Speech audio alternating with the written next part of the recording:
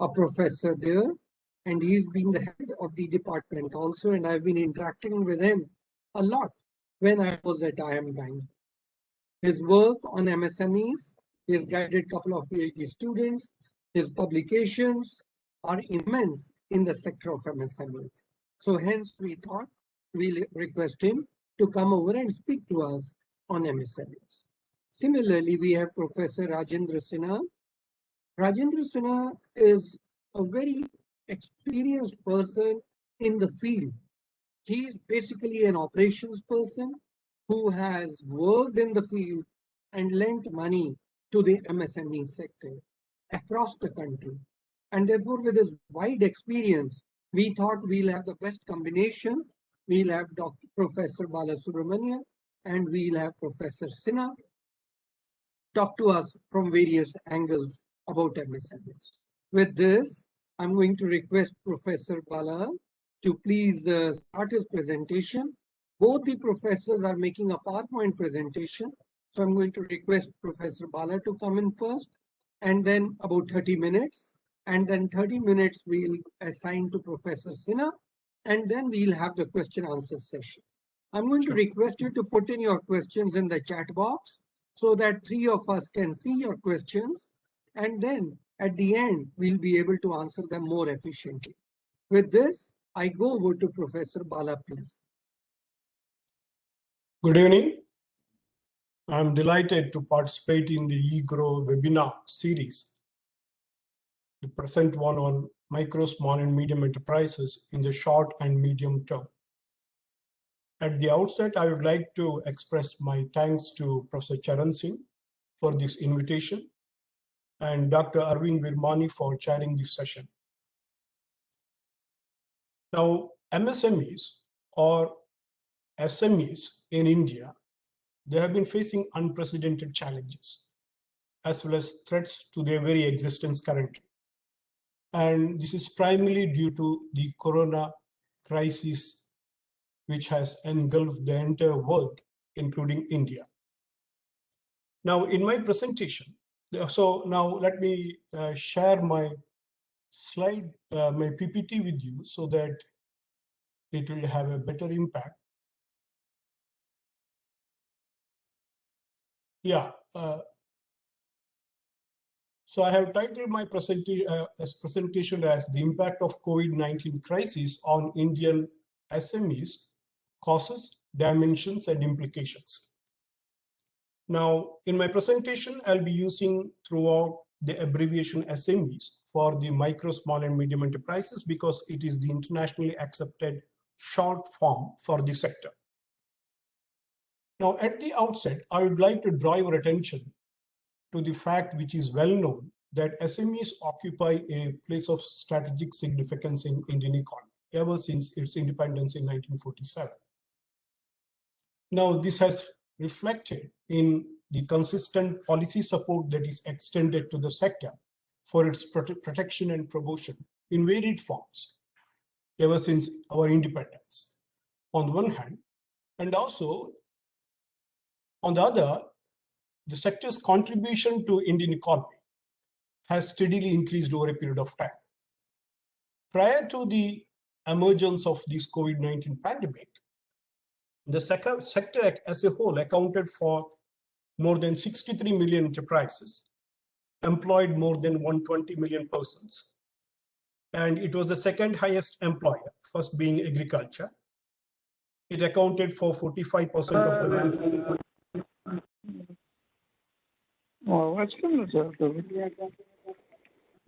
Sorry? Requesting everybody to please mute your mics, please. And sorry, Professor Bala, please continue. Okay. Yeah. So it accounted for about 45% of the manufacturing output, more than 30% of the national income, and about 48% of the total exports, according to the statistics released by the Government of India. Now, more importantly, its ability to contribute in terms of technological innovations has been recognized more recently by an expert committee constituted by the Ministry of Micro, Small, and Medium Enterprises. But it's important to note that technological innovation contribution of SMEs or MSMEs has been hardly assessed at the national level, and therefore it goes unnoticed largely. Now, another important issue that we need to note at the outset is that despite the continued policy support, and the sector continues to face challenges on varied fronts for its emergence, for its sustenance, and for its growth. Particularly, I would say on the four functional areas of management: finance, marketing, human resources, production, and operations. But the sector over a period of time has got accustomed to emerge and operate continuously under these constraints or challenges in India as well as elsewhere. However, it is the COVID-19 pandemic which has been causing unprecedented damages to the economies all over the world, as we all know, since the first quarter of 2020. Now, when we say economies without exception have got affected by COVID-19 pandemic, it would have affected small and medium enterprise sector as well. So that is why I felt that better to throw some light on better to make an attempt to understand the impact of COVID-19 crisis on Indian small and medium enterprises. Now,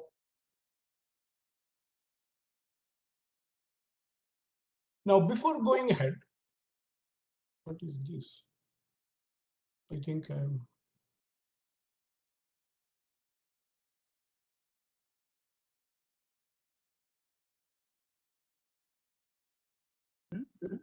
I'm not able to move the slide. I think something has got stuck.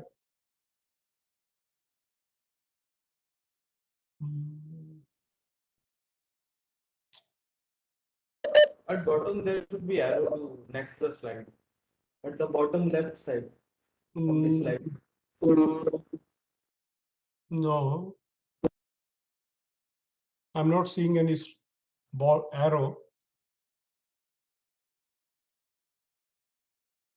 Yeah. So at the outset, after the introduction, I would like to draw your attention to the heterogeneity of the MSME sector or the SME sector. SMEs in India, they are heterogeneous in a wide variety of ways, in terms of location, in terms of products produced, in terms of size of enterprises, technological sophistication, skills of labor, form of organization, nature of registration, extent of market penetration, sources of finance, nature of customers, etc. I have elaborated that in the subsequent points. I'm not going to deal with that. If necessary, we can always come back. Now, because of the heterogeneity of the sector, we do not have a uniform single periodic source of data. Now, that's important because for the organized industrial sector, we have two important sources of data. On the one hand, we have the monthly index of industrial production, which has a better frequency, and on the other hand, we have annual survey of industries, which is available always with a lag. However, these two sources enable us to assess the impact of any kind of crisis apart from measuring their growth periodically. So an appropriate measurement of a change in the size of the sector would require a steady, reliable source of data.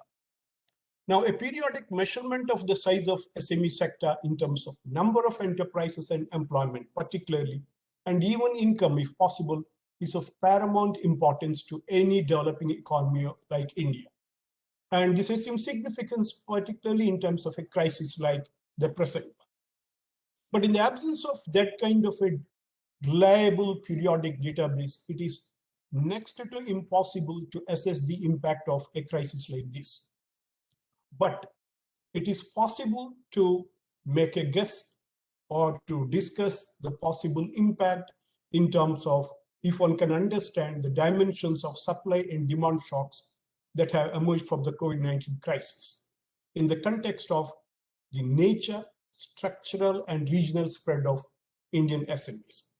Now, I would like to make reference to the economic dimensions of its fallouts. All of us know, but I would like to just use that for my own comfort and understanding. So to move on to focus on how these dimensions have made an impact on the Indian SME sector.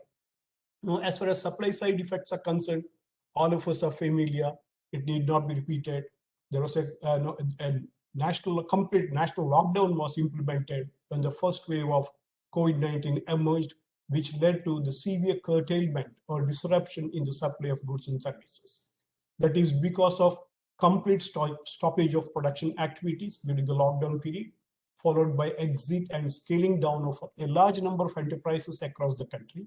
Secondly, disruption occurred locally, regionally, nationally, and globally with respect to all kinds of factor inputs, but I have mentioned three here: supply chains of raw materials or intermediate inputs, supply of labor force, availability of capital.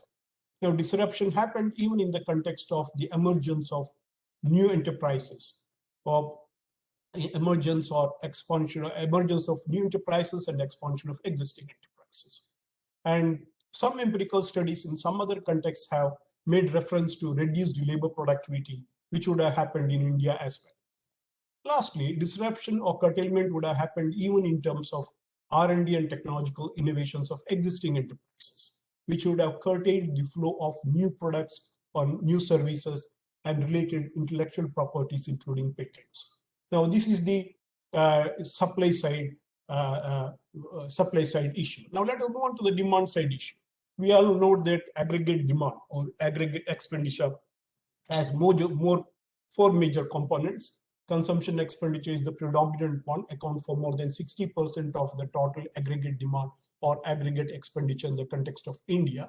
Now, consumption expenditure received a bad hit for various reasons. Some of them I have mentioned here: closure of all non-essential production activities, limited shopping hours for purchasing essential consumer goods, job losses, freezing or reduction of wages or salaries of employees, or loss or reduced rental and interest incomes and foregone or reduced profits. Limited movement of consumers, that also would have led to a curtailment of consumption expenditure, and total prohibition of social functions, which is a major source of consumption expenditure in a developing economy like India, and most notably, disruption of thousands of families due to the unfortunate demise of their breadwinners.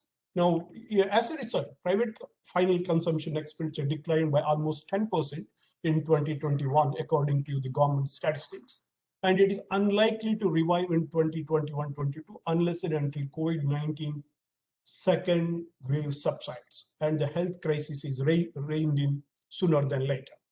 Now, next is the investment expenditure. In a country like India, they account for more than 30% of the aggregate demand or aggregate expenditure.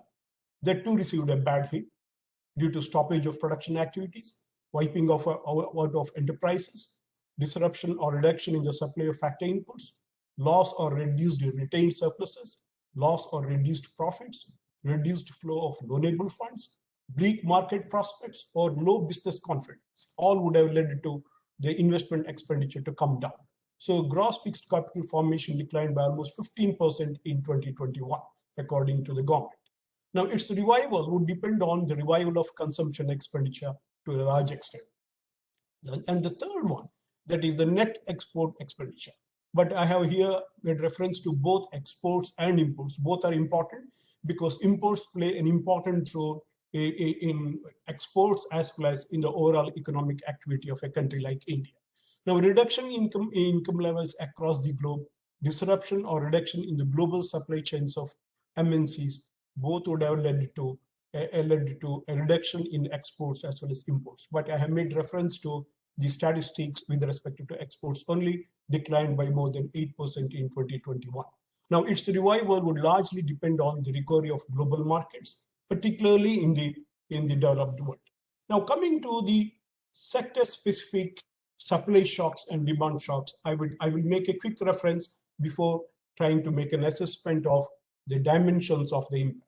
Complete stoppage of production due to the national lockdown during the COVID-19 first wave and regional lockdowns during the second. Subsequent impact due to a disruption of the supply chain in terms of inputs as well as outputs, locally, regionally, nationally, and internationally. First wave as well as second wave. And we are all familiar, mass movement of labor from metros and cities to towns and villages, and partial movement. Partial movement because the kind of movement that took place during the first wave actually did not lead to a subsequent migration from rural to urban India. That did not happen on a significant scale. That is why there is a further partial movement of labor from metros and cities to towns and villages. Now, reduced financial inflow in the informal money market, thereby adversely affecting the operations and output of informal or unregistered enterprises. Now, SMEs, to a large extent, are represented by informal or unregistered enterprises, majority of them being in rural India. And only a negligible share of SMEs or MSMEs actually reach the organized money market for their financial services. So they primarily depend on the informal money market according to the fourth MSME census. Now, as a result, first wave would have severely curtailed the output emerging from the SME sector. I have told you at the outset, they account for about 30% of the GDP. So a reduction in the consumption expenditure, a reduction, would have serial output emerging from the SME sector, which was reflected in the sharp negative growth of the Indian GDP in 2021. Now, the second wave is likely to be much more devastating, despite the absence of nationwide lockdown, because state governments have imposed partial lockdowns, and majority of these have happened in the most affected regions, which are more developed regions or states of the country, including metros such as Delhi, Mumbai, and Bangalore. Coming to the demand shocks, severely curtailed consumer demand would have directly affected B2C SMEs. In fact, B2C SMEs accounted for more than 2/3 of the total SMEs in India. And the second one is curtailed industry demand that would have affected subcontractors, B2B SMEs, which are intermediate product manufacturers. Now, curtailed export demand would have affected both B2C SMEs, that is those which export consumer products directly, and B2B SMEs, that is those which are linked to the global value chains of MNCs. Now, the contraction of incomes globally that would have contracted both direct and indirect export demands for Indian SMEs.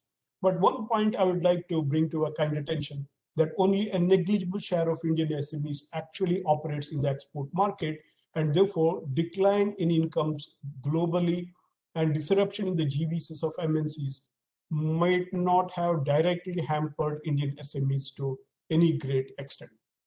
Now so these are the causes which are actually responsible for the COVID-19 pandemic to make an impact on the SME sector. Now let us try to understand what could be the dimensions. Yeah, now to understand this, apart from the media report reading, I have actually interacted with some of the SME stakeholders in some of the South Indian cities, like of course Bangalore, Coimbatore, Chennai, Shimoga, Hubli, and such places, and also in Kerala, Palghat, and Ernakulam. So that has given me some confidence to understand the kind of impact or the kind of impact dimensions that COVID-19 pandemic would have made on the small and medium enterprises. Now, when both supply and demand shocks have happened at the same time, that would have affected the sector in different ways. Now, as I have told you earlier, SME sector is extremely heterogeneous, and it is impossible to deal with the heterogeneous sector in a very satisfactory way. But I would like to actually focus my attention primarily from three perspectives. One, time scale, short to medium term, and long-term impacts. Second one, formal or registered enterprises versus unregistered informal enterprises. Third one, rural enterprises versus urban enterprises. It is possible to understand that in the short to medium run, SME sector as a whole, irrespective of its formality or informal enterprises, irrespective of its location, whether it's urban or rural, clustered or dispersed, as a whole, they would have suffered almost completely due to the lockdowns. Now, which would have prevented production on the one hand and supply of inputs and labor on the other. But there could be exceptions. Now, exception could be one account enterprises, which are nothing but household enterprises. They account for a substantial proportion of the unregistered sector, both in rural and urban India. They might have continued to work even during the lockdowns, because for them, production could go actually uninterruptedly, and their market actually is confined to their vicinity. So I strongly feel that own account enterprises would have continued to operate even during the lockdown.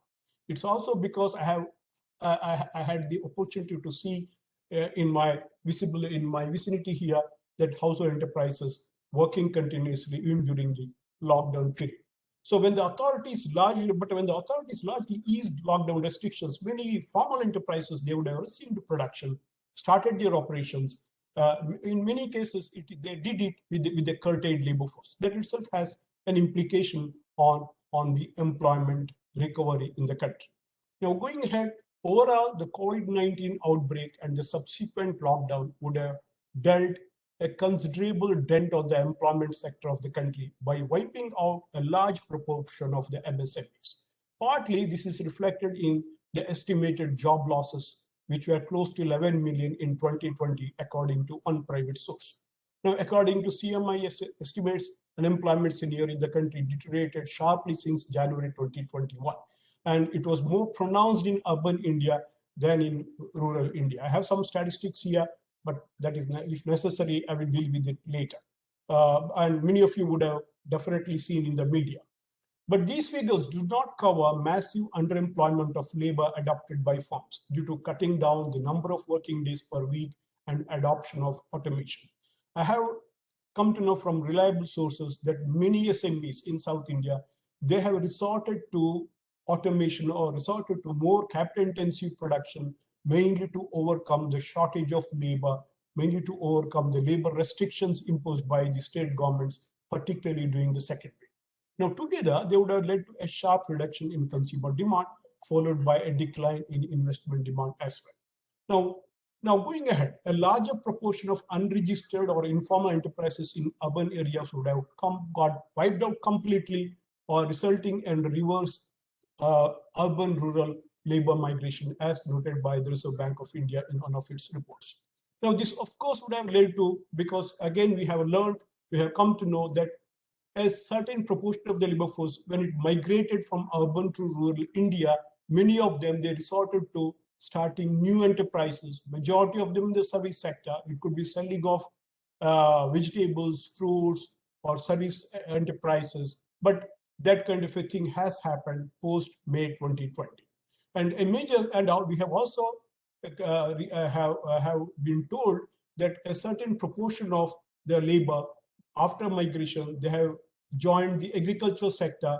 And if this joining of agriculture sector by this additional labor force has actually, is only to the already employed labor force in the same agriculture land, then it would have added pressure on the already strained agricultural sector. But there were reports stating that that some labor actually who have left their land uncultivated and migrated to urban areas, they went back and started cultivating their abandoned agriculture land. So that would have actually resulted in, or would result in, an increase in agriculture production. Now, according to government statistics, it's important to note that the quarterly and annual estimates of GDP in 2021 shows that agriculture, forestry, and fishing sector was the only sector, apart from construction, which recorded positive growth of GVA at basic prices. Now, some of the reverse migrated enterprises, that is, enterprising informal entrepreneurs, would have started manufacturing of business activities back home, which actually signifies, as I have told earlier, it signifies shifting of informal entrepreneurship from cities to towns and rural areas. Now, the lockdown imposed during the second wave would have had a similar impact as that of the first wave. But the important difference is the lockdown was anticipated by many of these MSME owners. Now, though production has been disrupted during the lockdown because of the same reason, because they anticipated this lockdown, many of them resorted to storing of factor inputs, and they have also taken care of labor appropriately to reinitiate production soon after the lifting of lockdowns. In fact, I have been told that in some states like Tamil Nadu and Karnataka, even during the lockdown, though there was a regional lockdown imposed, production activities continued, but many of the MSMEs. And now, however, that would have addressed the supply side only partially, mainly because SME supply would have still suffered due to one, labor health problems. As we all know, the proportion of population affected by the second wave and its death rates increased considerably in the country, particularly in the better developed states like Maharashtra, Karnataka, Tamil Nadu, Andhra Pradesh, like that, at Delhi, NCR Delhi, right? So in addition, the continued constrained demand will act as a major bottleneck for the recovery of the sector. Now, this is because job losses are observed economy-wide. Now, according to CMI, India lost more than 7 million jobs in April 2021 alone, which can be considered considerable by any standard. Now, this is compounded by freezing of salaries. Again, we have some empirical evidence. That is why I have quoted this. One thing, freezing of salaries or pay cuts for the existing employees in business enterprises, irrespective of size. Then, according to reliable sources, some of the firms went for automation to overcome the problem of shortage of labor, thereby giving a blow to employment recovery. Now, this is further substantiated by the fact that RBI has stated very clearly that the second wave hit demand more than supply. Now, added to all this, the negligible number of export enterprises would not have recovered, rather continued to suffer subsequent to the easing of lockdowns after May 2020 till now due to the inadequate export demand. So overall, the brunt of lockdowns, national or regional, first wave or second wave, that would have been borne by registered as well as unregistered SMEs. But the latter is primarily confined, of course, registered or unregistered SMEs, which are primarily confined to metros and cities. Now, the next one, the SMEs located in towns and villages. They also would have borne the brunt, additionally, due to a decline in informal finance availability. But exceptions are there, as I have told you earlier. Some of the own account enterprises, which are primarily meant for meeting local demand, making use of local resources and local skills, they would have survived and would have continued to survive. And some self-financed ones, in fact, a significant chunk of household enterprises in India, they are mostly self-financed. They would have escaped the brunt altogether, particularly in rural areas. However, due to the depressed demand conditions, it will be very difficult to argue that their lot would have changed for better, unlikely.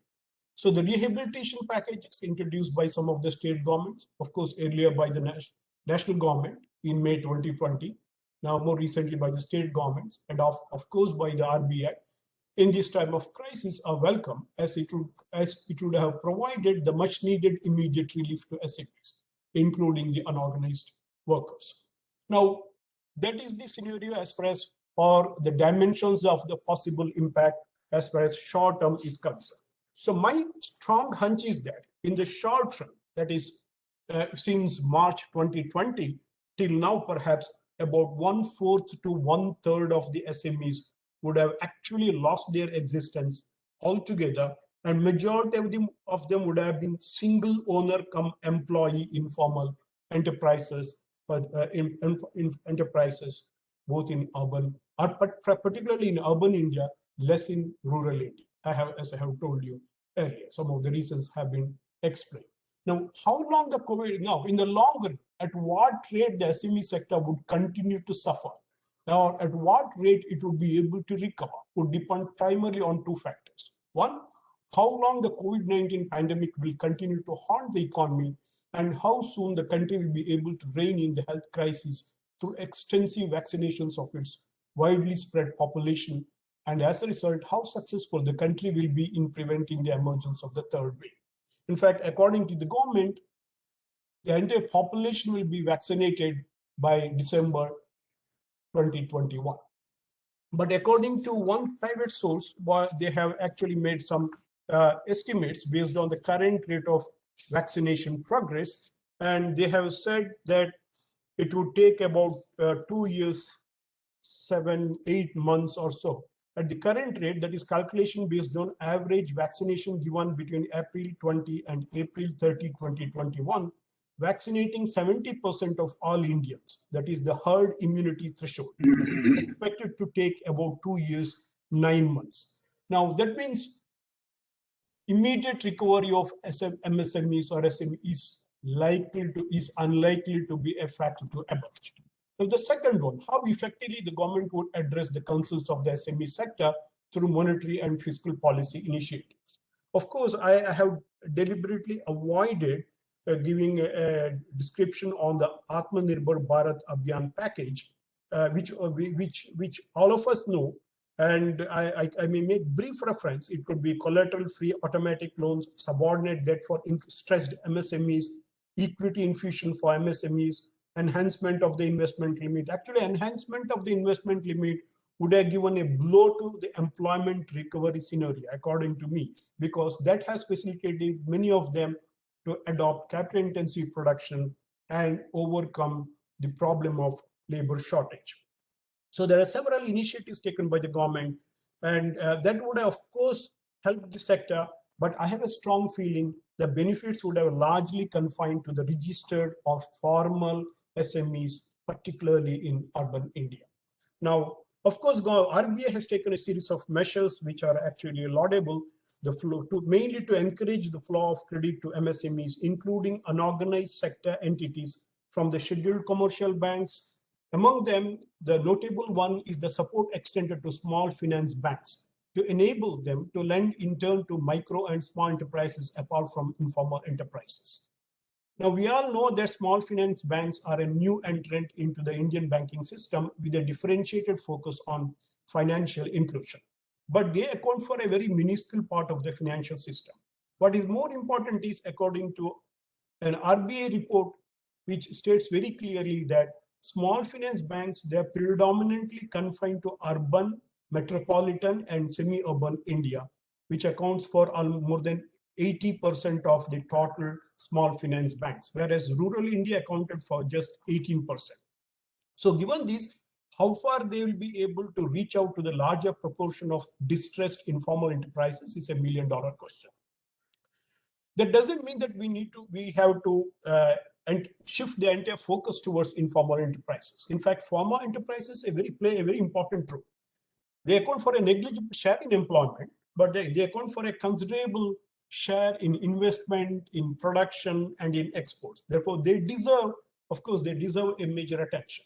However, informal enterprises do require good amount of attention. So from that angle, what I would say is a distinct strategy focusing on registered SME sector on the one hand and unregistered informal enterprises on the other is the need of the hour. I'm not going to deal with the long-term likely impact of the COVID-19 crisis, but I would like to make some recommendations to deal with the crisis. I'm not sure how adequate it will be, but this is a mild attempt from my end. What I intend to argue is that we have a nationwide network of district industry centers, and many of the state governments also have taluk industry centers. Now, this nationwide network of DICs and TICs need to be revitalized for the purpose of MSME revival. Now, that can be done through an enumeration of closed formal or informal manufacturing and service enterprises that would have happened during the first wave and the second wave, district-wise, if possible, taluk-wise in the short run, and periodic data collection of MSMEs for accounting new registrations and closures in the long run. Now, for the same purpose, all metros, because now the 4 metros, they do not have DICs. Now, all the metros and all large cities must have multiple DICs. They can have even TICs as far as possible, maybe one for each legislative assembly constituency. Now, each DIC and even each TIC must be staffed with well-trained field personnel to gather field data. Now, DICs, they should have the responsibility to prepare an economic health report of MSMEs, including informal enterprises, on an immediate basis. Now, based on this report, MSME revival package must be worked out. Now, the district-based small finance banks, along with state-level SIDBI, NABARD, and state financial corporations, they must be involved in the revival package preparation. Now, the revival package should involve collateral-free concessional finance, of course, and employment criteria-based subsidy, preferential access to utilities, training of local labor for upgradation of skills, enabling e-marketing, and forging networks among micro enterprises to enable them to overcome diseconomies of scale for accessing larger external markets, among others. Now, going further, I have a couple of more suggestions. There's an urgent need to expand the network of small finance banks, but in rural areas with the help of financially strong public sector and private sector banks at the earliest. Now, it's also important to encourage opening of new branches in rural India only in the form of small finance banks for promoting non-farm economic activities. And the last one, which is very important, establish, if possible, rural business incubators with the support from DICs, SIDBI, NABARD, and state financial corporations to encourage local talent, local ideation, and local resource utilization for generating local startups. Now, these are the sessions that I would like to make. With that, I would like to conclude. I hope I have not taken more time. The first wave and the second wave both have given unprecedented blow to the vibrant SME sector as much as to the whole economy through supply and demand shocks. Now, the second wave, it's likely to make a devastating impact on the SME sector in India, which has become fragile due to the onslaught of the first wave. Now, the fiscal and monetary stimulus introduced by the national and regional governments and the central bank of the country was very appropriate and it was justified. But they would have only provided only the much needed short-term succor, but not beyond. Now, a revitalized DIC network with the help of TICs, with the help of SFBs, SIDBI, NABARD, and SFCs can play a very decisive role in the revival of the sector. Now, and finally, the establishment of rural business incubators is an equally appropriate step to strengthen and promote entrepreneurship at the grassroots level. This is to promote genuine innovations and not to encourage jugaad innovations and tap our back as if we are doing a wonderful thing. Together, it would facilitate the economic rejuvenation of Indian economy in the immediate future. That's what I would like to share. These are the thoughts that I would share with you. Thank you. Thank you. Charan, can you hear me now?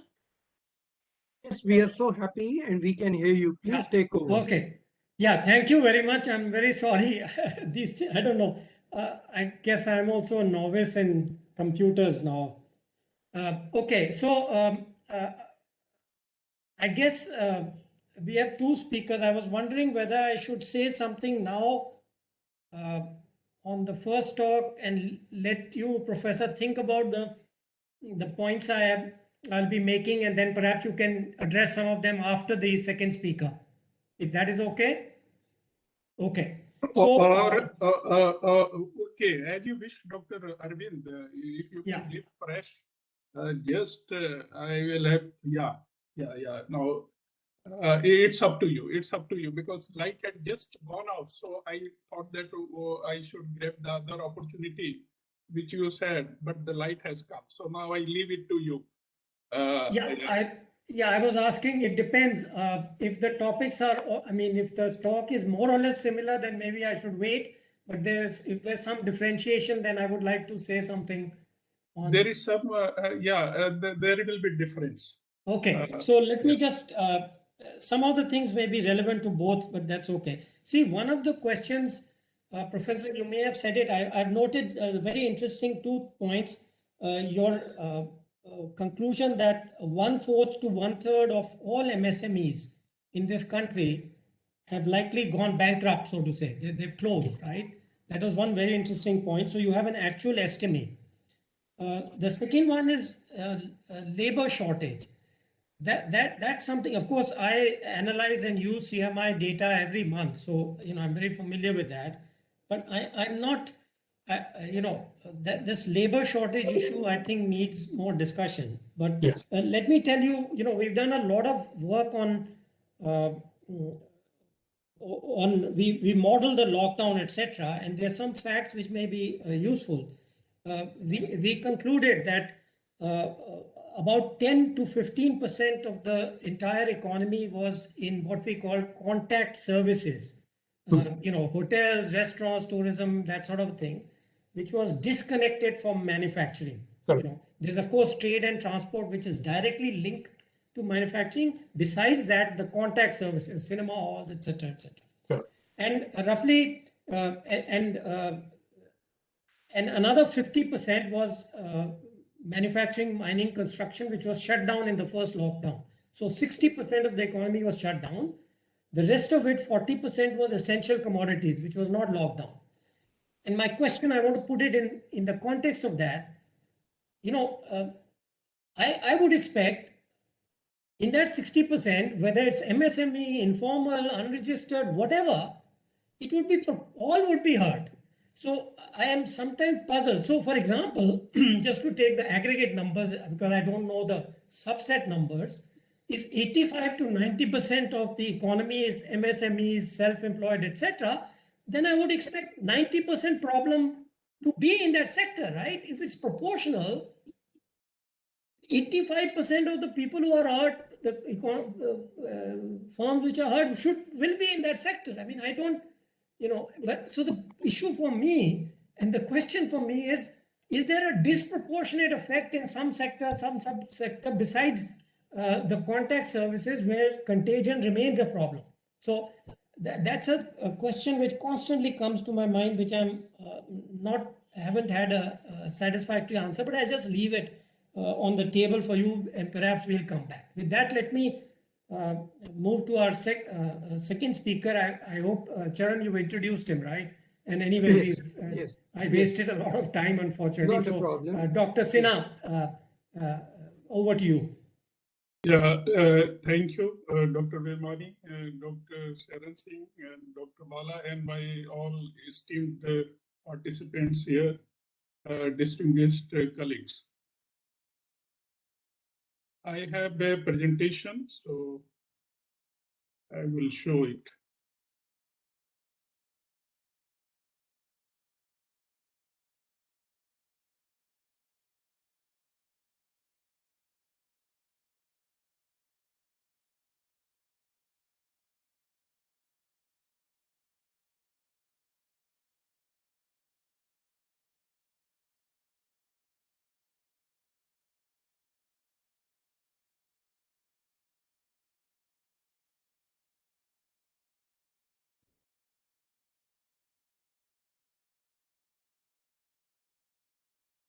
Dr. Bala has already given introduction, just touching upon and keeping the context going on. Well, yeah, the MSMEs certainly are the primary drivers of our economy and have significant role for our industrial production, exports, and employment. Now, the data available for the number of MSMEs, that is 63 million MSMEs. Again, this data is based on the National Sample Survey available data, which is again not the latest one, but this is what the MSME Ministry latest report talks about. Now, we know that various studies have indicated that less than 10% of MSMEs have access to formal sector credit. And the ones deprived of access to formal sector credits are predominantly micro enterprises for the reasons that when we talk about 63 billion MSMEs in the country, 99% are micro enterprises. Now, the challenges of not getting access to formal credit could be attributed for the lack of credit information, the cash intensity in transactions, inadequate financial disclosure practices, which makes the bankers uncomfortable when their proposals comes with incomplete inputs, especially from micro enterprises. Now, just let us have a look at the credit flow to MSMEs, which has been, say, last 10 years data I have tried to capture here for total credit growth and MSMEs credit growth for select sample banks in the public sector and private sector.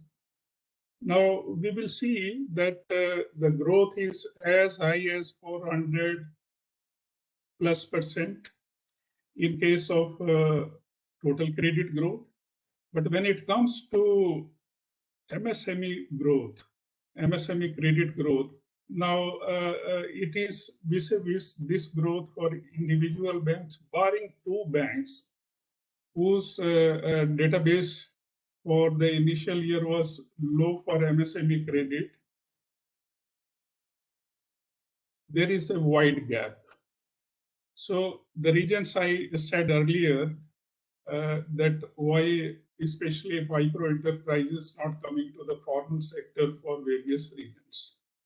Now the various measures which has been taken and the situation, especially the short term, so please excuse me for this short error, are related to the government various initiatives, which in May 2020 previous year announcement was done for 20 lakh crore monetary help.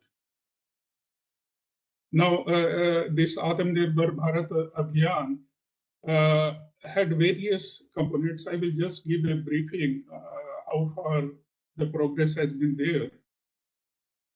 Apart from that, very important is there, unprecedented so far in the banking history, not seen. Moratorium extension for the repayment of loan was done twice, 6 months. Each quarter, on 2 occasions, it was done.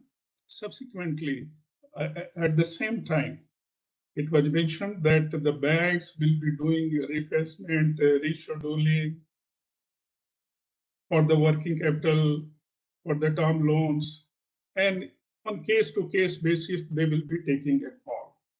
Beside for working capital, even doing reduction in the margins and extension of cover period for receivables, which are the ground level big challenges. And from the last year, May 20 onwards, government RBI have been coming with various announcements and schemes to mitigate this immediate economic pandemic. Now, most important of them has been, in my assessment, emergency credit line credit, ECLGS, of 3 lakh crores with an intent to benefit 45 lakh MSMEs, and of which 20,000 crore was earmarked as subordinate debt for stressed MSMEs. Now, as far as ECLGC is concerned, it has gone through 4 revisions since it was started. Now, the version 1, it came with 20% of entire credit outstanding, and only for MSMEs up to 24.5 crore outstanding and rupees 100 crore of turnover. Although this 100 crore of turnover limit was done away in next version 2, which came in November 20. Now, earlier the interest and principal repayment was to be done in 36 months. Again, this has gone through revisions in the last version. Now, the version 2, under Kamath Committee recommendations came, and they identified 26 stress sectors. And here the credit outstanding of more than rupees 50 crore and up to rupees 500 crore. So this was a significant measure, and also, yes, that this facility should be extended for those not in the SMA2 category, which was in subsequent revisions that has also been that, yes, SMA1, yes, it should be earlier, all the units should have been in SMA1, but subsequently even SMA2 have been covered. That is overdues more than 30 days period and up to 60 days. So this has come in version 3 revision.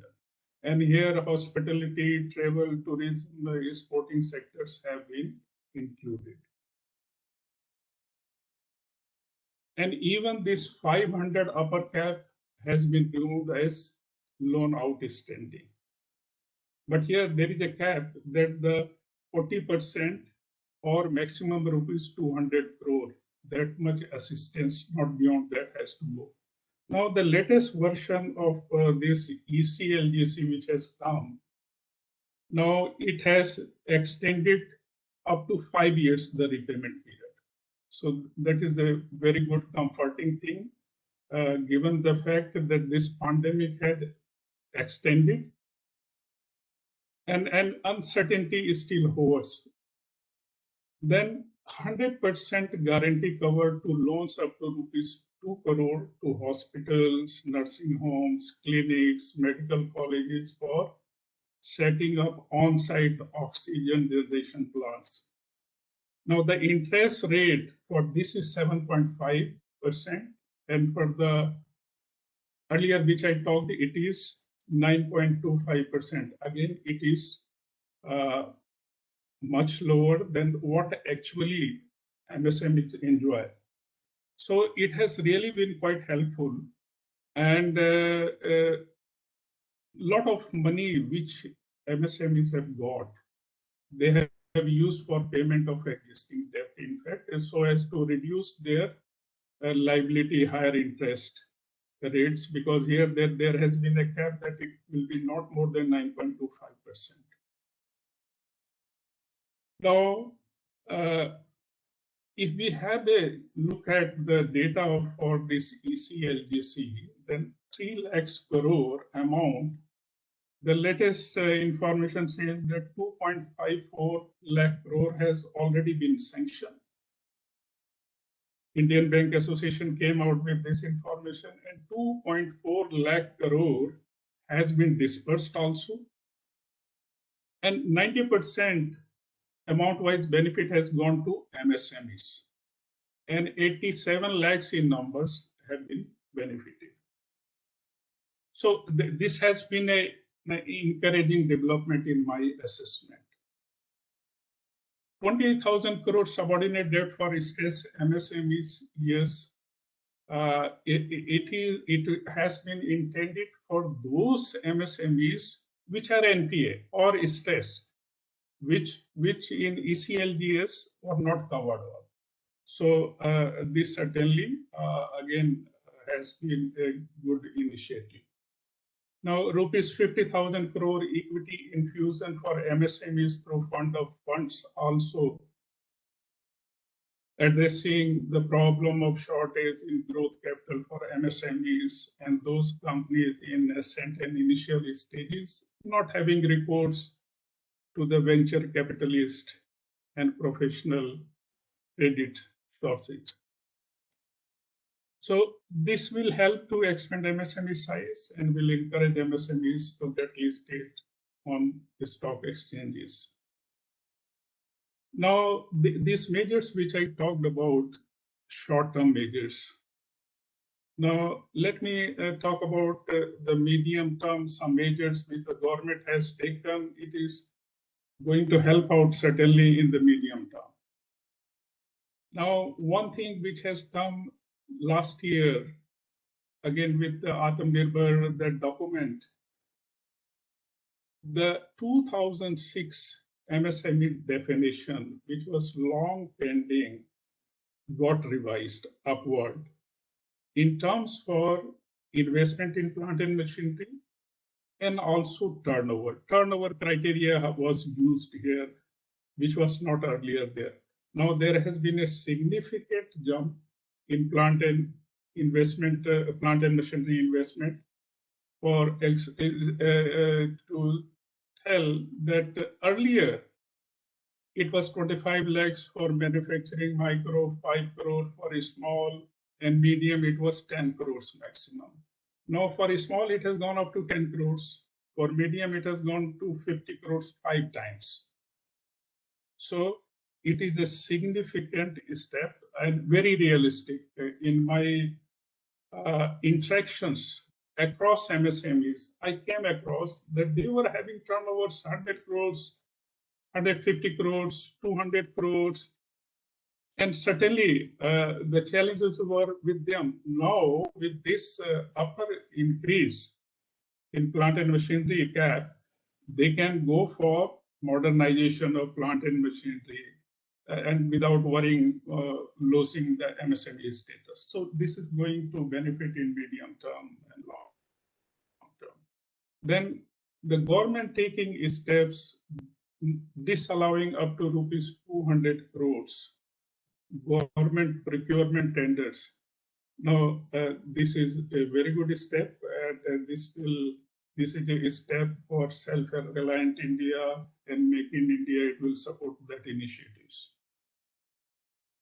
Now, for delayed payment has been a challenge with MSMEs, a major issue. Now, MSME Ministry has one MSME Samadhani initiative, where although the Act has been there since 2006, but somehow the implementation has not been there for one reason or the other. Now, here, during the period 2017 to 2021, this data says that 65,000 plus complaints were there for delayed payment, amounting 18,000 crores. Now, the mutual settlements through intervention of the government machinery has been about 6,000 in numbers and 800 plus crores amount. Cases under consideration are 15,000 plus with 9,000 plus crore amount. Now here, a lot of improvements I'm looking forward, because this is a big challenge for MSMEs which affect their operating cycles. Now the trade initiative, it is one of the recent initiatives, which is trade receivable e-discounting system. RBI has come forward. CB is the key player for this. Now, up more than 500 crores turnover companies have to be brought on this platform. And all central public sector undertakings have to be onboarded. Now, so far, the companies identified are 4,500 plus, but the company registered are only 1,400. So here, a lot of boosting efforts from the government, RBI, I'm looking forward. Now, MSMEs have challenge. Cost factor comes for the procurements of the raw materials. And here, an initiative is there from MSME Ministry. They call it MSME Sambandhi Initiative for Procurement. Now, here, the benefit has gone for the data available for 111 central public sector. Now, here it is still a small number of 111. Out of this, whatever information is there in percentage terms, okay, it is comfortable because 33% benefit has gone to medium, micro, small enterprises.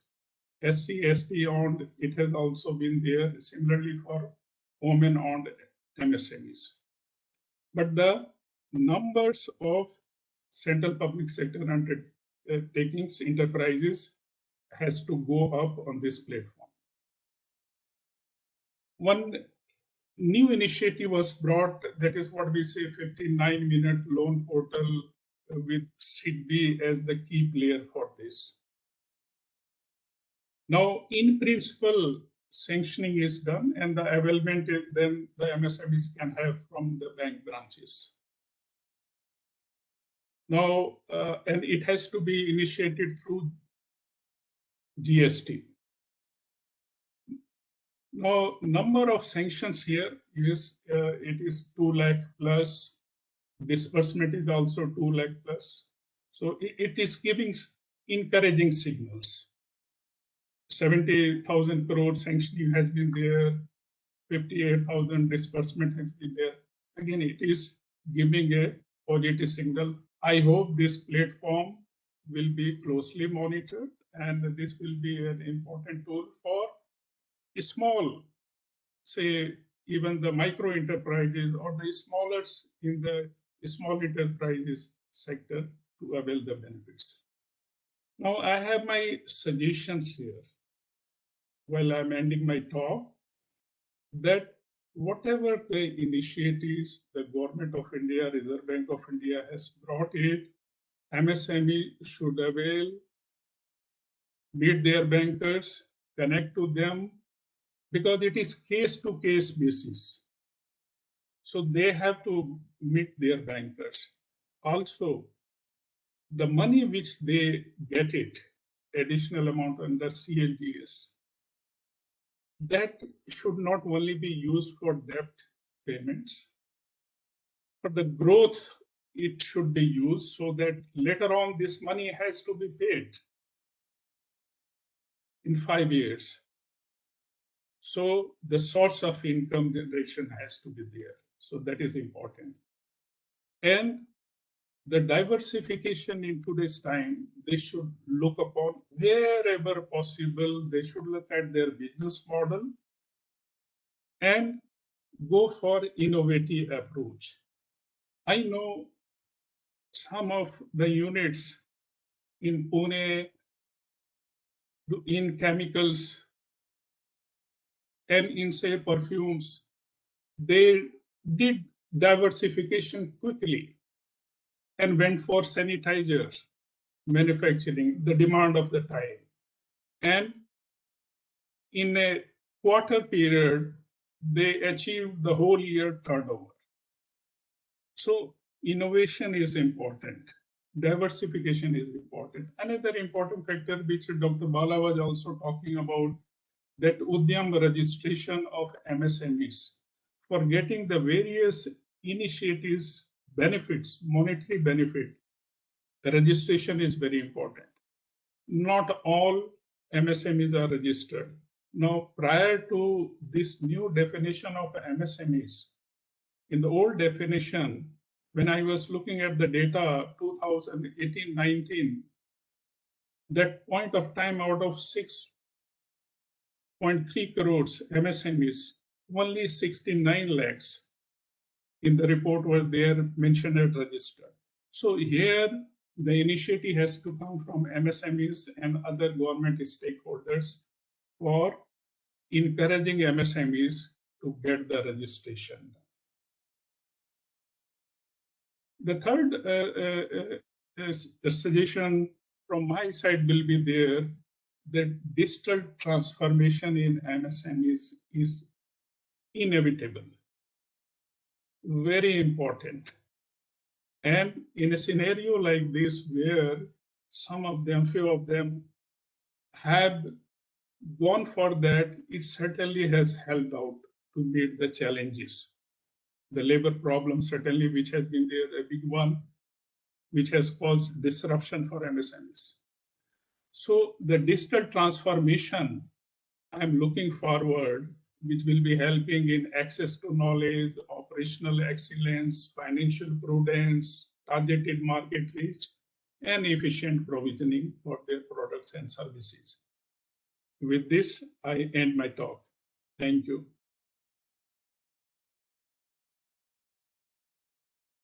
Thank you, Dr. Sinha. Let me just again maybe put it, make a few comments and questions, and then if Professor Balasubramaniam wants to answer, otherwise I'll hand it over to Charan for further questions. So let me kind of, I've been trying to think how to present it. I'll repeat some things. Actually, there are three, basically from our research, there are three elements from the EGROW research. There are three elements which are relevant, both to the analysis of what has transpired and to the future kind of going forward. They are known, but I want to put it in a structure. So one is, of course, the lockdowns and official restrictions and the geographical and sectoral extent of it. And that is obvious, right? They were very severe in the first round, they were less severe, and that has certain implications which have to be kind of analyzed. The second, which is not really the past, it's also the future, it's the danger of contagion or spread in what context, in what context. So here are the, what our analysis suggests, there the following contexts need to be differentiated. One of course is kind of the rural. I think Professor, you mentioned it, which is includes actually both agriculture and mining, at least the open mining. The closed mines or the deep mines are a different story, because there is a huge risk of contagion. So the rural areas, and including many services, because which are kind of more open. I mean, a restaurant, a small hole in the wall restaurant in an urban area is actually much more dangerous for contagion than an open dhaba out in the field where there's air, free circulation of air, where there's no walls or whatever. I'm exaggerating to make the point. So one is that it's clear those are going to be less affected by fears and actual contagion. The second is, of course, manufacturing and construction. And the third, which is the important one to distinguish, is what I call contact services. And we know, and our research, we've done a lot of work on this, is that it's basically the indoors which is important. So these are the, kind of a degree of danger which will persist into the future, even when vaccination happens. So vaccination is a separate issue. And the third one, which is very important, which I'm not sure I heard in your talk, is that the legal commitments matter. So what are the legal commitments, which, whether it's the large sector, the medium, or the SMEs? And again, there were shades of this in your talk, Professor.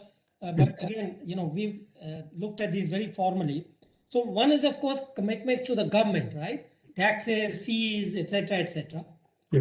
The second is commitments to lenders or creditors, right? So the one implication which follows straight away is, if the formal sector, the commitments are more hard. So so if the MSMEs only get 10% of the credit from the formal sector, one would expect the formal commitments are also less, right? So one has to be a little, I'm just trying to understand whatever light you can shed, you can see whatever you can from your research, but I want people to be clear in this.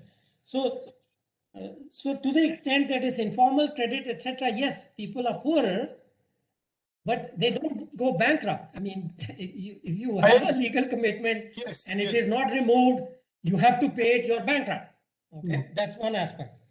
I have made that point actually. And the third one is rental premises. Again, the formal sector is all, it can either be owned or rented, but informal will be all kinds. So these are the legal commitments which make a difference to what's happening.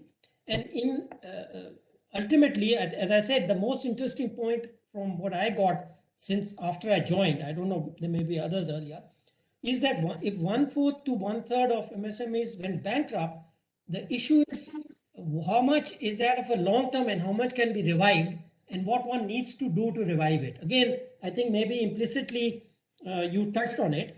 And the second one, which again I want to bring out, where I really need more information, I'm not fully satisfied, but you made the point, of course, is that there are labor shortages. In a way, it's contradictory. That's, if you just look at it superficially, that appears like a big contradiction.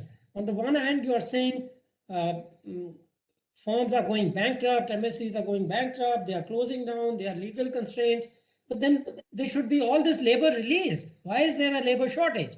Now, we know during the migration, which was on a period of 2 months, one can understand. But it's still, from a macro perspective, that's a contradiction. So if you can shed more light on that. With that, let me ask Professor to give your comments and then we'll move on. Let me try to answer the last question. In fact, labor shortage has been severely felt in urban India, mainly because of urban-rural migration. And even after the national lockdown was lifted, a significant chunk did not return. They stayed back. That is partly the reason why the second wave did not lead to the kind of exodus that we experienced during the first wave lockdown. So I fully agree with you. In fact, I have also stated the same thing. Registered sector, because they have obligations, they have suffered more. Whereas unregistered informal enterprises, particularly in rural India, they would have actually suffered less. Rather, some of them who have no relationship with formal financial institutions, who actually are self-funded, perhaps they would have thrived, they would have survived. They wouldn't have prospered, but they would have survived because their market is also in the vicinity. So it would have continued. So in fact, some of the points that you have raised, actually, I too have emphasized in my presentation. I agree with the points that you have made, actually. Yeah. Okay, Charan, should I hand it to you for the Q&A section? Sure, but I do not know if Professor Sinha had Oh, sorry, some questions. Mr. Sinha wants to say anything now, but there'll be more questions. Yeah. Yeah. One point which Dr. Wala was mentioning, that yes, the licensing in 2015 by RBI for 10 small finance banks was with the intent to enhance financial inclusion. Now, again, the statistics which you gave, that the number of branches confined currently to metro and urban areas, so that's a challenge for reaching this objective. Here, these banks have to open licenses across the country. So I am sure, like for public sector banks, the RBI had come with a guidance that if they are opening a branch in metro center, then parallelly they have to open one branch in a rural area also, or semi-urban. So here also, not only that the market is lucrative in metro and urban center, the intent behind the SFB is financial inclusion. So RBI should come forward with some clear guidance to them regarding opening of their outlets. Okay, Charan, please take over. Yeah, Professor Bala and Professor Sinha. I had a quick question. You are an operations person, and Professor Bala, you've done so many surveys. I was wondering, what would be the role of the Nbfcs in the survival of MSMEs? Both of you have done an excellent presentation and very, very solid. But my own feeling has been that in the Western world, MSMEs depend a lot, especially the ones that we are discussing, which would have faced lots of attrition and mortality rate, especially in the urban areas and semi-urban areas. Rural, I totally agree with you, Professor Bala, because people went back and it would have thrived. But I'm talking about the ones which are in urban and semi-urban. To revive them, do you see any role of the NBFCs? So the same question for you, Professor Sinha. Yeah, here NBFCs, again, banking and financial institutions, NBFCs, so they are important players. All these small finance banks, they were the microfinance institutions earlier, and they were lending to the small micro enterprises. So NBFC's role continue to be very important, and in the time to come, I am seeing that fintech NBFCs, where the appraisal is quick and the delivery is also efficient, that movement we are seeing it. There are a number of players which have come, but yes, sorry, reaching out to them, not only in say metro and urban centers, but especially semi-urban and rural centers, that is very important. So here I am looking forward that yes, encouragement there should be from RBI in some policy measures, maybe in terms of like RBI has the guidances for priority sector for banks, that these are the areas which have to be included. Maybe for NBFCs also, some way if they bring here, then it will be a driving force. And maybe the players which are there in the rural and semi-urban areas, for them encouragement. for banks consideration for lending to them, to NBFCs, for consideration under priority sector, and they further on lend to the micro enterprises. So that one way I'm thinking forward. Yeah. Let me respond. Actually, as far as urban centers are concerned, I have not come across their explicit role, at least in the organized SME sector. In the unorganized sector, they may play a role, but then it will be anything but exploitative. Now that the situation is nothing but a severe crisis, I personally feel they may play a role, but they might exploit their labor force, which has come back to the urban centers in search of employment and in search of setting up their own enterprises. That is the feeling I have. Sure. Let's open to the audience, please. Professor Ashima Goel has a question. And Professor, if you are around, would you like to ask your own question?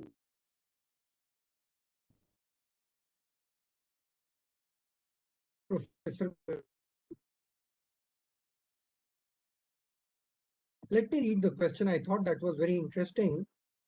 Firm data on SMEs as yet.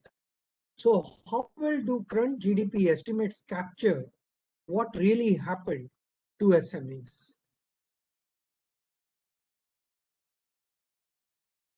So I don't know, Professor Bala, would you like to answer this question? Professor? Can you repeat that question? In the chat box. Yeah, this is Professor Goel. CSO does not have firm data on SMEs as yet. How well do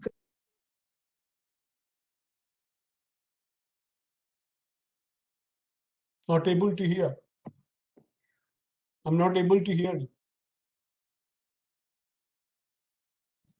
No, let me repeat it again. I know there was some, I could see that there is a shutdown of the picture here. So basically the question is on the SMEs data is incomplete with CSO. How well do the current GDP estimates capture that as to what is happening to the SMEs? Very difficult to answer this question because there is no clarity on the methodology that has been adopted for measuring the contribution of the SME sector to GDP. It may be possible in terms of exports because it is measured somewhere. But as far as production or GDP contribution is concerned, they may be based on estimates making use of survey findings of maybe NSSO, SME census, and variety of other data sources, maybe economic census. Of course, economic census, I know pretty well, it gives data only on number of enterprises and employment, nothing beyond. But maybe NSSO surveys and SME census could be the basis. I have no idea about the methodology that has been adopted for estimating the contribution of SMEs. For that matter, the annual figures given by the Ministry of MSME still recently, even that was nothing else, a black box. We do not know the estimates made with respect to number of enterprises, number of employment, investment, production, how they have arrived at, nowhere it is described. That is precisely why I said it is extremely crucial at this juncture of time to put in place a very, very clearly defined methodology for measuring the contribution of SMEs right from the ground level, involving district industry centers and taluk industry centers periodically. There's another question by Nickel. Nickel, do you want to ask your question yourself quickly? Yes, sir. Good evening, professors. So, my question is that the lockdown severely affected the women-led MSMEs. So, what impact or what ramifications will this have in terms of gender gap in employment? Connected with this question is also the income inequalities that everybody is fearing. that the COVID would have led to, the widening of the income inequalities and the disparity. I don't know, Professor Bala, what do you think of this? See, urban informal enterprises without discrimination for gender, they would have got wiped out. Urban informal enterprises. Whereas in the rural sector, I would say even women-led enterprises would have survived. But overall, yes, there's a possibility that the gender gap would have got widened because of the crisis. Because men folk perhaps would have taken steps to recover faster than women folk because they have their own multi-headed constraints, multiple constraints. So I would say the gap would have widened. That is my wild guess. I may be wrong. Professor Sinha, you are in the field. What would you say? Yeah, well, certainly the women-led MSMEs, definitely, as the question was raised, that the challenge has been there for sustaining, for survival. So certainly, like others, they have also been affected, and as such, widening of the gender income gaps, certainly that is an aspect on which the highlight should come forward from the economist. And definitely that's an interesting area. And in our operations, obviously, especially the micro entrepreneurs are women-led. So in rural areas. So there are some challenges coming over there. Certainly, it has an implication on the income disparity. So that needs to be looked But into. yeah, but as Professor Bala was saying, and I am convinced with the migration happening into the rural areas, the female-led entrepreneurs would have benefited with all the population coming back, and their firms would have benefited. No? Well, we are lucky we have Keshav Das in the audience, and he is telling us some references. Before I go to Keshav Das to make his observations and enlighten us about those references as well as the content of those references, I have a question from Dipankar Mitra. Dipankar Mitra, if you're in the audience, would you like to ask your question yourself? Otherwise, I can, of course, read it. Yeah. Why don't you ask your question, but please be brief. Thank you, Dr. Charantin. I have a counterfactual to pose here. Often we sort of axiomatically believe that MSME during such trying times must have been permanently, affected. But there is no conclusive data to prove that. And in fact, if we look at the data that is available for the organized sector, we do not find any such trend that the mid and the smaller companies within that subset, let's say around 4,000 companies data is available from CMI. We do not see that the smaller mid-segment companies have actually been affected more than the larger companies. One would have assumed that during such time, we would have seen such a trend within the organized sector for which data is available. So that somehow, tells us. There's another evidence that I will like to pose is the CMI employment data, which showed a very sharp dip at the sort of peak of the pandemic, but then it recovered dramatically also. So MSMEs are supposed to be extremely resilient. So beyond those few months, they might have come back to business once again. We cannot really preclude that possibility. I just wanted the presenters to comment on this. Professor Bala and Professor Sinha, if the GDP has declined sharply in 2021, my personal feeling is that at least to the extent of 1/3 or maybe more, this was accounted by the shrinkage of the SME sector. And it would have been much more in the urban India than in rural India. So I do not want to comment much on the CMI database, but I have a feeling that, yes, the sector wouldn't have recovered as fast as the data sources would indicate. Yeah, Professor Sinha? here. Professor Sinha? Yeah. Well, what Mr. Dipankar has been telling. So, yes, pandemic has an effect, certainly. But Mr. Dipankar point that to what extent actually the negative impact would have been there.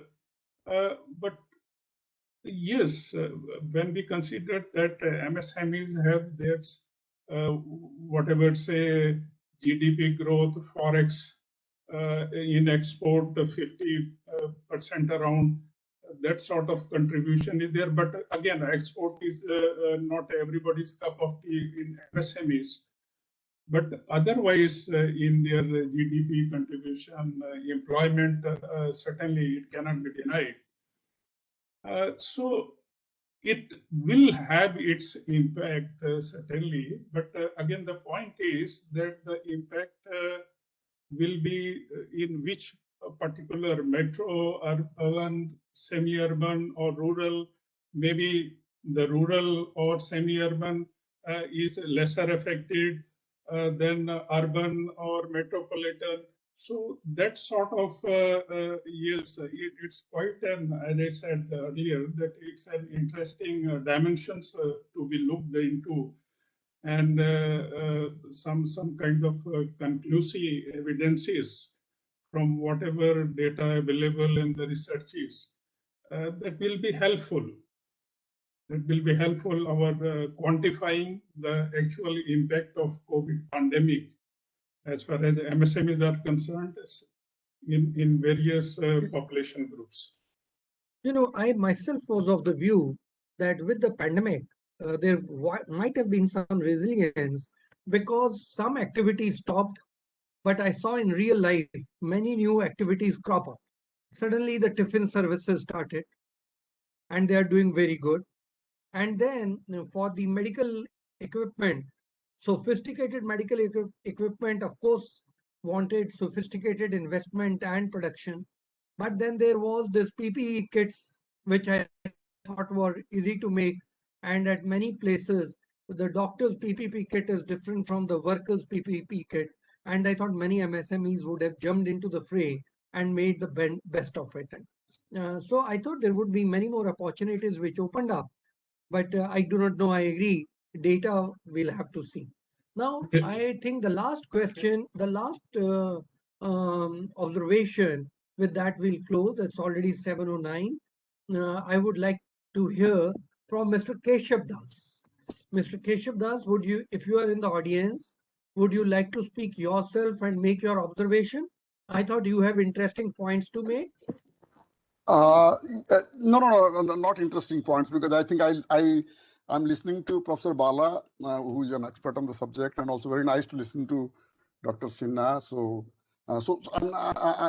Because they know about the subject so very well, working for such a long time. So I have just one or two small sort of issues to raise. One is like this, the whole question of data, which Professor Bala did mention very well. And when you are talking of MSMEs, so what is that first M, by the way? I mean, if it covers more than 95% of your MSMEs, and all that we are talking about, that including the latest definition, which sort of we are excited that the limits have been, investment limits have been raised. I think that's a matter of concern. You just think in terms of more than, I think in several states, I have data with me, like it suggests that something like more than 8 or 9 Indian states where the small enterprises do very well, you have something like more than 90% of units, which you may call as MSMEs for the convenience sake, but then their investment limit is less than rupees 5 lakhs per unit. So you are talking about units where the investment limit doesn't go beyond 5 lakhs. So that is one part of the show. So what kind of efforts you have made? The second thing is, what happened to all these announcements we made, whatever name you gave those schemes, and whatever mind-boggling figures that we are talking about, 3 lakh crores, and now we have gone for the ramp loan from the World Bank.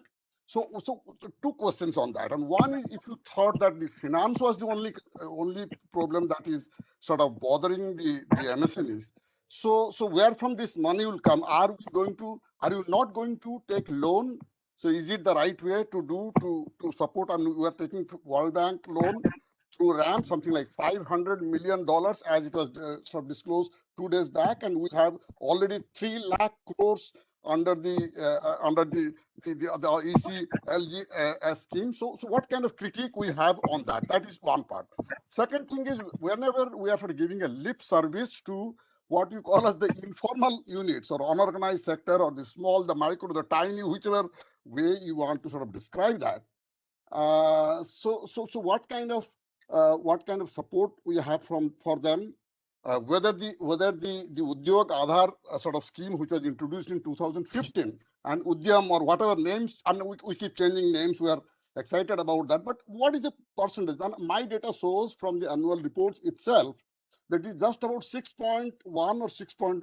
I think 6.14% of the total number of estimated units which are sort of registered under the Udyam or Udyog Aadhaar scheme. So if you have not done that, so those are points to worry.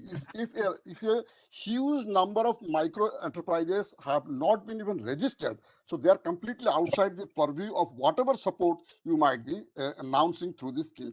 So I would rather think like to rethink not just from the COVID point of view, but these are also what you call as the pre-existing vulnerabilities, which are very much known to us.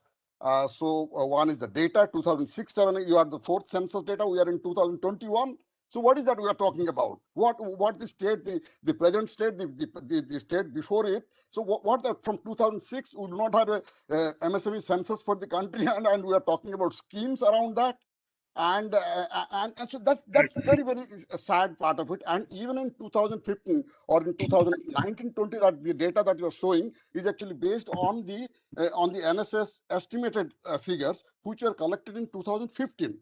So even today we do not have even. If I ask a very basic question, how many MSMEs are there in India? Forget about plans, the problems they face. What is the answer that we have when we are discussing this as a major subject of inquiry, crisis, and whatnot?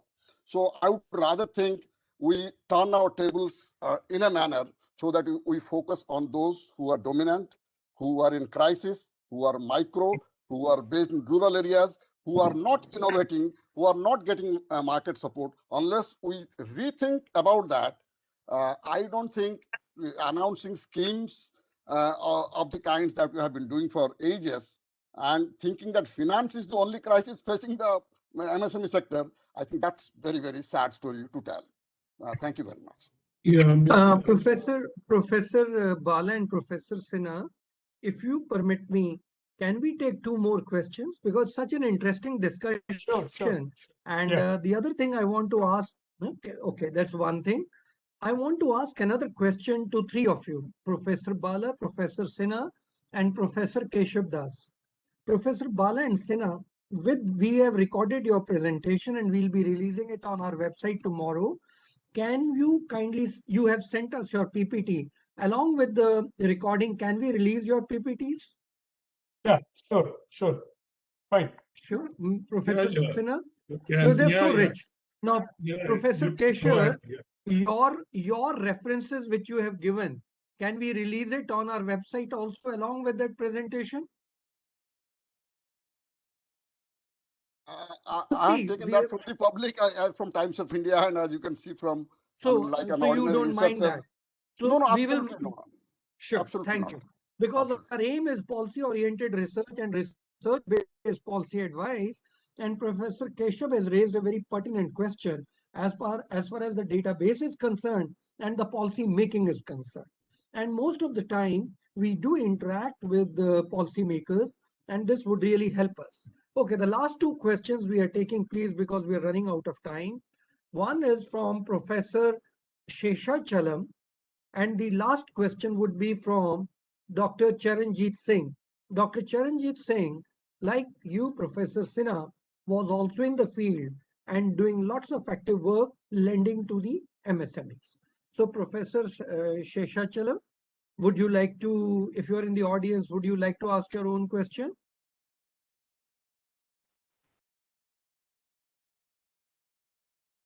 Professor Sheshachalam. Okay, let me read his question, and maybe that is okay then. Give me half a second. A very interesting session establishing the linkages of Indian economy MSMEs and the need to overall. Okay, that is one observation. And then I thought he had a question. Do we have feedback link and e-certificates? Any one of you would like to take that question, Professor Bala and or Professor Sinha? Dr. Singh, again, please come back with your question. In what context he is talking? I'm not very sure. That's why I wanted him to ask the question himself. But what he has written is, do we have feedback link and e-certificates? If there's not a ready answer, I ready to move on to, I do not know if Professor Siri Ralapalli, do you want to quickly make your observation and comment? No, that e-certificate thing relates to the organizers. That is not for Professor Bala or Dr. Sinha. Okay. Organizers. I'm so sorry. I'm so sorry. Sorry. For the organizer. Sorry.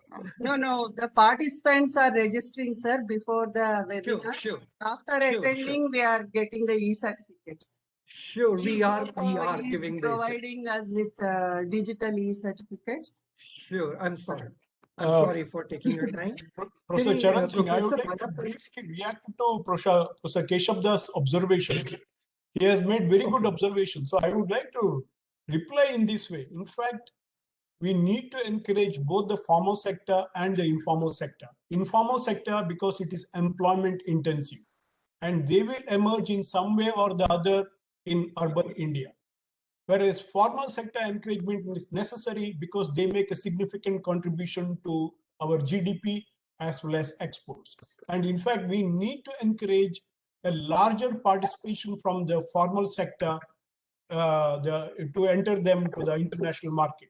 So, and there needs to be a different strategy for these two sectors. The promotion strategy for the formal sector must be different from the promotion strategy for the informal sector. That is my response to Professor Keshavdas' observations. Absolutely. I fully agree with you. Okay. So I'm taking the last question now, and this is from Dr. Charanjit Singh. Dr. Charanjit, you are in the audience. Can you please ask your question yourself?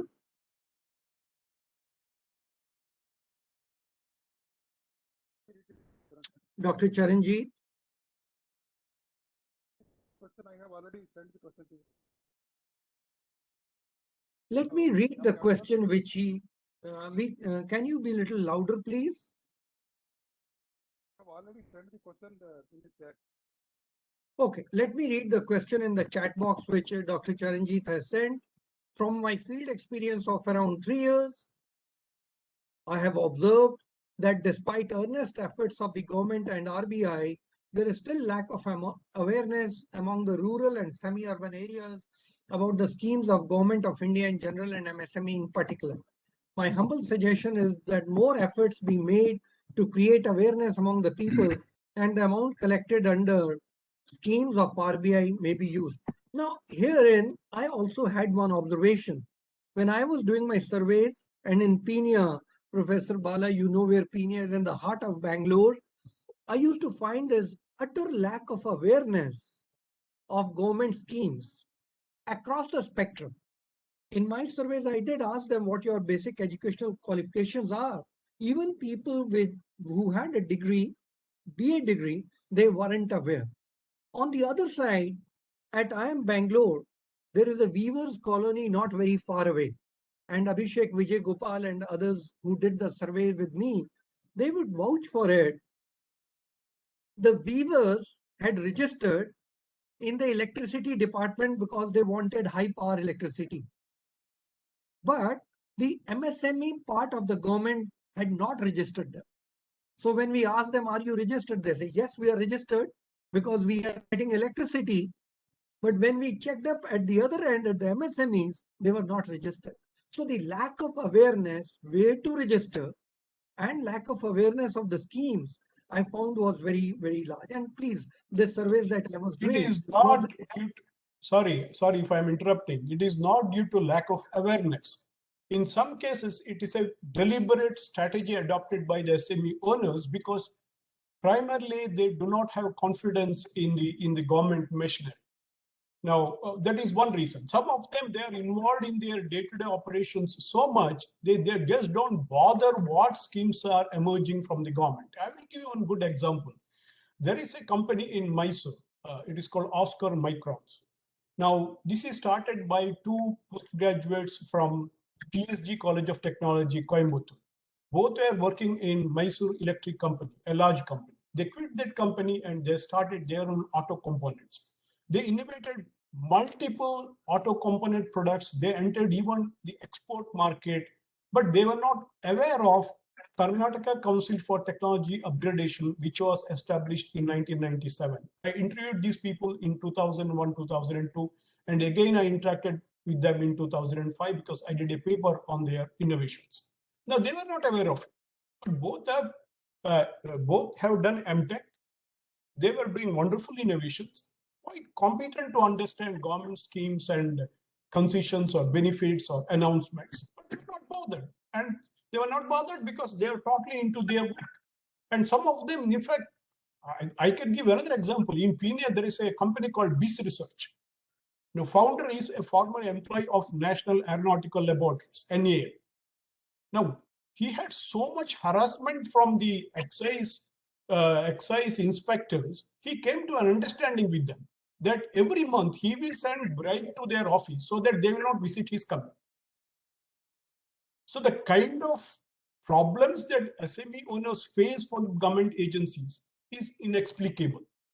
So reasons could be varied. I do not say that they are unaware. In some cases, they act as if they are unaware. In some cases, they simply keep government agencies at a distance.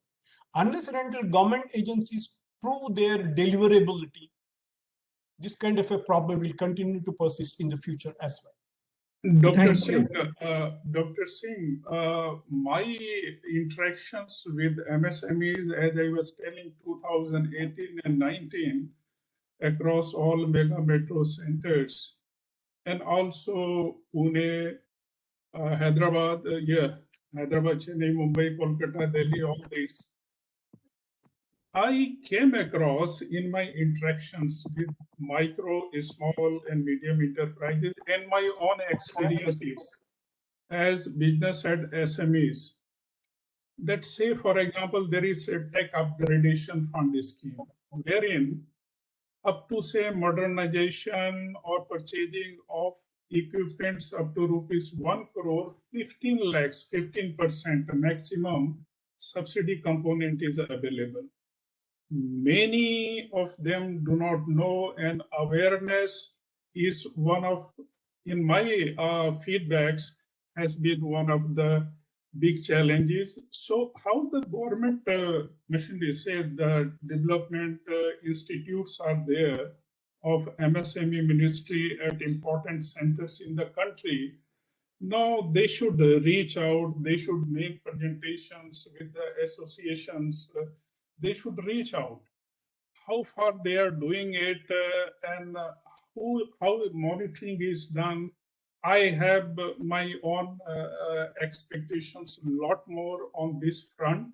And certainly if a private enterprise, when it comes up, it reaches out for its products and services and comes in limelight, same way the government machinery has to put in efforts, and MSME ministry, I hope they will certainly look at this aspect because the point even Mr. Keshav Das was mentioning that the number of registered MSMEs is less than 10% earlier period also, when before the increase in their caps on investments.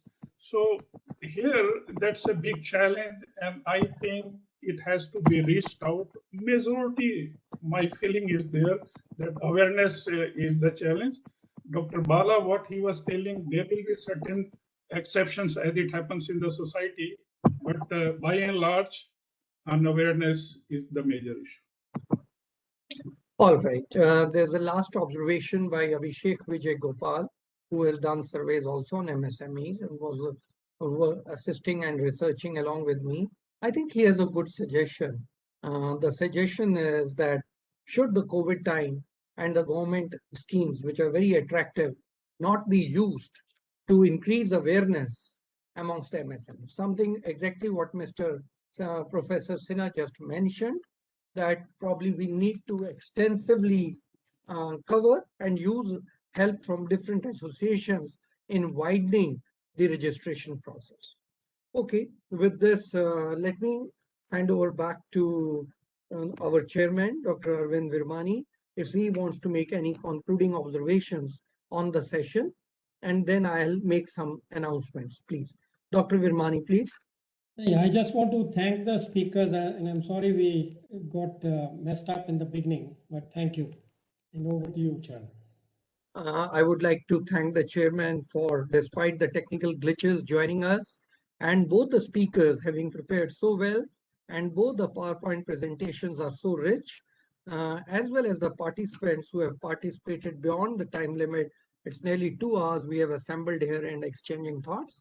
Also would like to thank Professor Keshav Das for bringing a few things to our notice. I want to make an announcement by tomorrow noon. We'll have the presentations and the recording available on our website. It is very rich. You may like to share with your students or other officials. On 18th of June, we have a presentation by Ambassador Manjeev Puri on India and Nepal. He will be covering various issues, geopolitics, national security, and I invite all of you, if you can spare time, 5:30 to 6:30, we will be discussing India and Nepal. So I would welcome you for that session. And finally, once again, let me thank each one of you today on a working day to spend time with us and discuss this important topic. Thanks, Professor Bala. Thanks, Professor Sinha. Allah. Thank you. Thank you, Dr. Singh. Thank Thank you, Dr. Arvind. Thank you, Dr. Bala. Thank you. And all the participants. All of you. Thank you.